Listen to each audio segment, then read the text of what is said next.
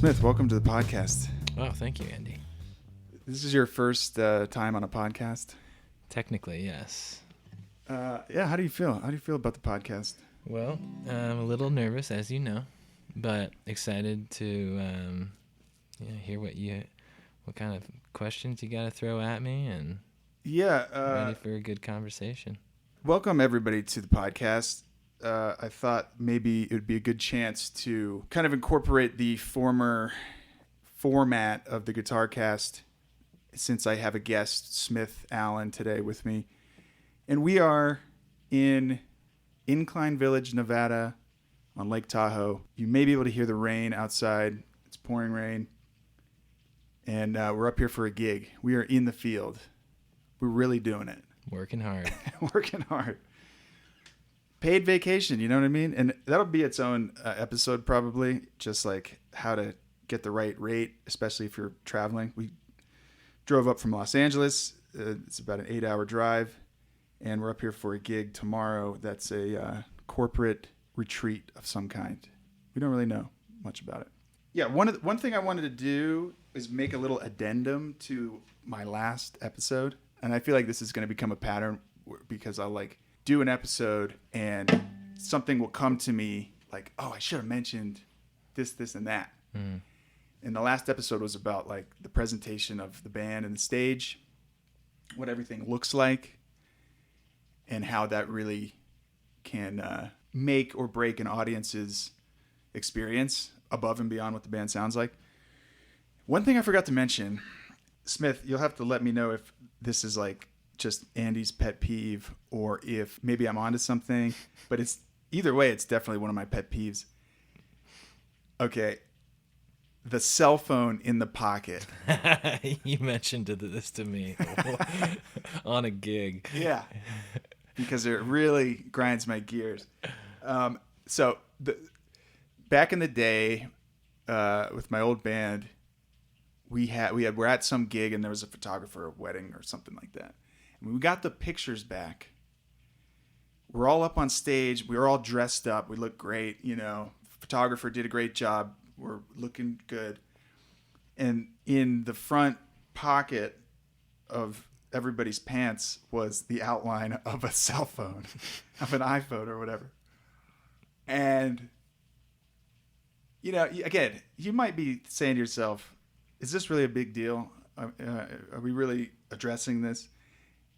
And I'm going to explain why this bugs me. Part of the magic of having a band at your event is the sort of mystification of live musicians. And anything that takes an audience member out of that magical, mystical. I mean, we're up there doing things that a lot of people are completely mesmerized and blown away by just because they're not musicians. And to them, playing a bluegrass fiddle or a banjo or a pedal steel or an upright bass is alien concept to a lot of people. Mm-hmm.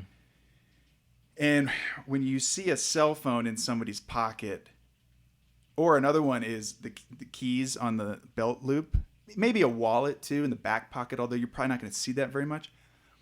But it sort of humanizes the band in a bad way. And you might make an argument that it's these guys are just sort of here, but they're just regular people. And we want to create the illusion that we're not regular people. We are the best musicians you can get in that night. You know what I mean?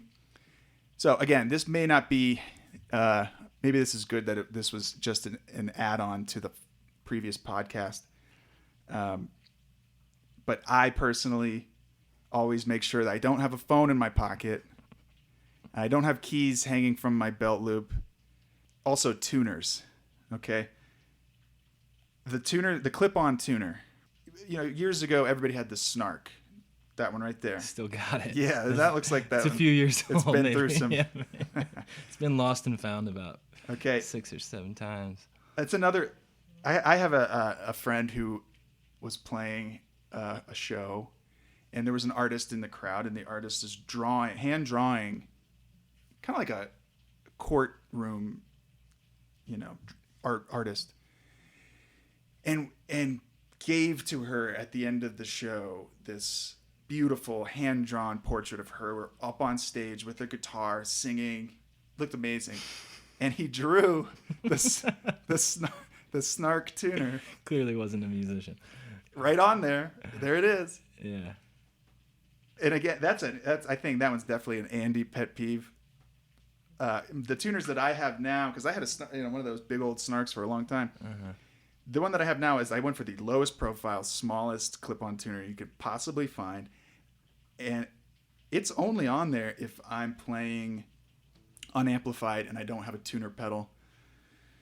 If I have a tuner pedal and I'm plugging in, this thing goes away. I'm conscious of it because, again, you're going to get photographs from the band back. You're going to get videos. And I don't know about you, and maybe most people won't ever notice, but I certainly will. It always takes me out of it a little bit, those are just a few things that I would mention. Sure. And, it's my podcast. Well, I'll be honest. I knew that you would take this as an opportunity to let me know all of the things that have been bugging you. Yeah, this isn't even going to air it. This is just me talking to you. And you know what? Now that a bunch of you are probably listening to this going, okay, this is ridiculous. It's not that big a deal. But if you go and pay money and go see a big band at a big venue, you don't want to see the big rock star up there with a phone in his pocket and his keys hanging out like he's about to go jump in his truck and head home. You want to create the illusion. Rock stardom is an illusion. And you want to keep that going, even for your paid gigs that were type stuff that we commonly do. Mm-hmm. So just want to throw that out there. You've been stewing on that for a week or two, right? Yeah. I thought, man, I should have mentioned that. And now, going forward, I want everybody out there to see if you notice these kinds of things and see if it takes you out of the experience of, live music. Well, now it will, because they're looking for it. You're welcome. So a topic that I thought we could discuss today, before we get to playing some music, since we're here in Tahoe and it's raining. Yeah, the topic I wanted to bring up today is speaking to an audience, addressing the audience when you're on stage, speaking into a mic. A lot of times at weddings, for instance, we will have MC duties where they say, hey, we need you to announce the dinner's ready. We need you to announce the grand entrance and the bride and the groom. And between songs, there's this natural urge to say something. And to start there, there is no rule that says you got to talk to your audience between songs. It feels like you're up on stage and every second feels like 10 minutes and you're like, there's silence. You feel like everybody's looking at the stage and you got to say something. So you just start saying the usual, well, how's everybody doing tonight? That kind of, you just start to fill the void. So first, try and lose that as a general rule. Like, you do not need to say something at all at every time. First of all, the people who are watching you are not locked in on that level. To them, 5 seconds goes by with silence. It's 5 seconds. To you, 5 seconds is 20 minutes. Mm-hmm. So fight that urge to just speak for the sake of speaking. But you don't want to go a whole entire show without saying a word to your audience either. So when speaking to an audience, remember to speak slower than you normally would. Like, really slow it down. The bigger the audience, the slower you should be talking. Enunciate sounds like an obvious one, but I can't tell you how many times I've seen somebody say something of real importance sometimes to an audience that they need information they need to have, and they just sort of, breeze through it and say really quickly, and people go, huh, what's that? What'd he say? And that you can probably relate to. If you've ever been at a function and somebody says something in the mic, how many times has somebody around you or said to you or you said to someone else, what did they say? What was that? I didn't catch that. Did you get that? It's an instinct people have, is to just sort of speak on a mic as if they're talking to you in a room directly. again, speak slower. That's the key thing is if you're speaking slowly, and I mean, you can really push that. You can speak like painfully slowly. The audience will hear every word you say and follow along with you, you know? And I've found that really slowing down, enunciating, gets whatever message I'm trying to get across, gets it out there. Yeah, that really comes in handy, you know, at the weddings that we do, and we have to announce, hey, the buffet is now open. It's time for, why don't we line up over here? You might have to repeat yourself once or twice, but if you speak slowly, you will get everybody's attention. People will understand you, and you will have done your job as MC. Another time in a show when it's important to address the audience is somewhere towards the end of the show, before the last song, second to last song. Thank the proper people. It's always a good look and a good move to thank the host, whoever that person is. Always a good look to thank whoever you've been speaking with about the gig. That type of shout out really is so easy and free to do, and those people remember that. And they acknowledge that. Another one, if you're in a venue with a sound person, you know, an engineer, thank the engineer. You know, this is a person who's responsible for a lot of the hopefully smooth flow of the evening. And as somebody who does sound each week at a venue, anytime the band says, yeah, we want to thank Andy for doing a great job on sound tonight, that just changes my whole, you know. Really? I'm like, no, this band's all right. And so I know that it has that effect on people. So thank the right people. And then say the name of your band. I try and stay away from saying, find us on Instagram, find us on Facebook. It never lands the way you want it to. People know that they can find you on those things if they want to find you. And again, we talked about having signage with your Instagram handle right there, your website, all that. It comes off to me as a little bit tacky to do that far of a promotion on the mic. So just say the name of your band, say we've had a great time. Now, introducing the band. I've got a specific method for this. A couple things about introducing the band. The name of the player, put that dead last in whatever else you're going to say about them.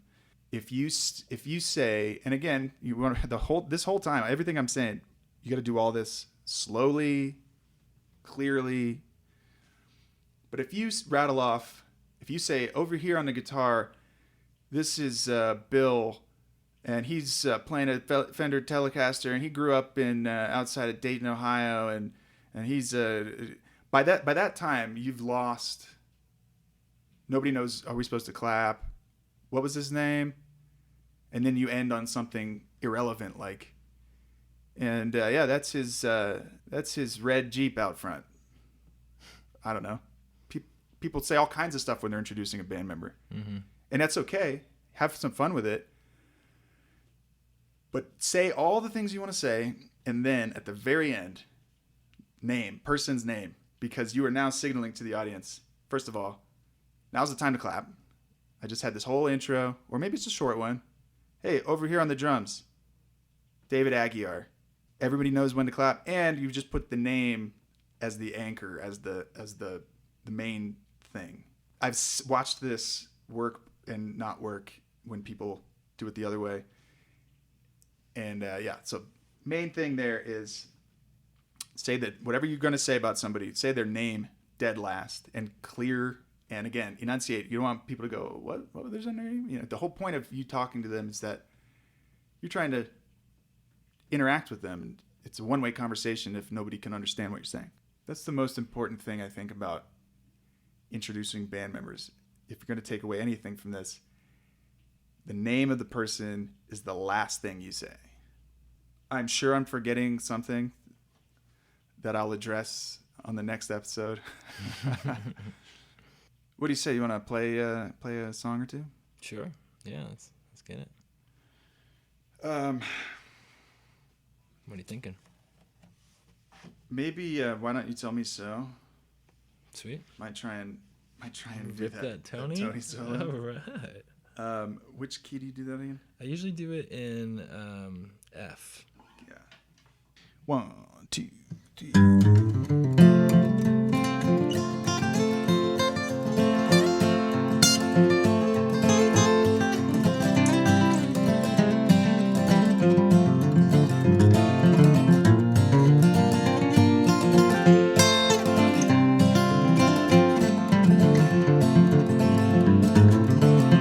I can tell by the look in your eyes that you still care for me, but somehow you just won't admit.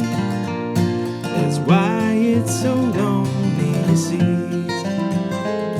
Now if you have made up your mind, and if you still want me to know,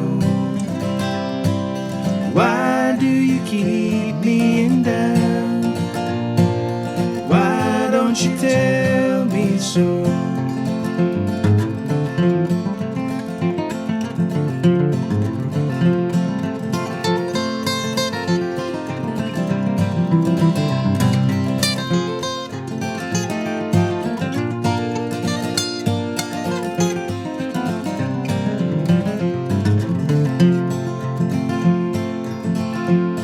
Each night there's tears upon my pillow. They're all because of you, I know. Still I can't go on this way. Why don't you tell me so? Now if you have made up your mind, and if you still want me to know, why do you keep me in doubt? Why don't you tell me so?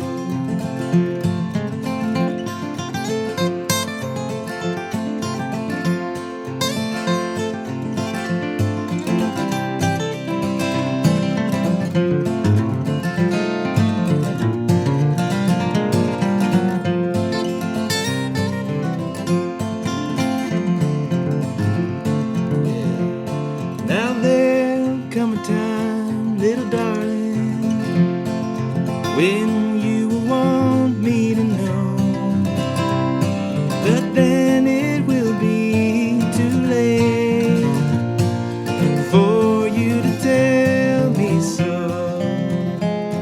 Now if you have made up your mind, and if you still want me to know, why do you keep me in doubt? Why don't you tell me so? Why don't you tell me so?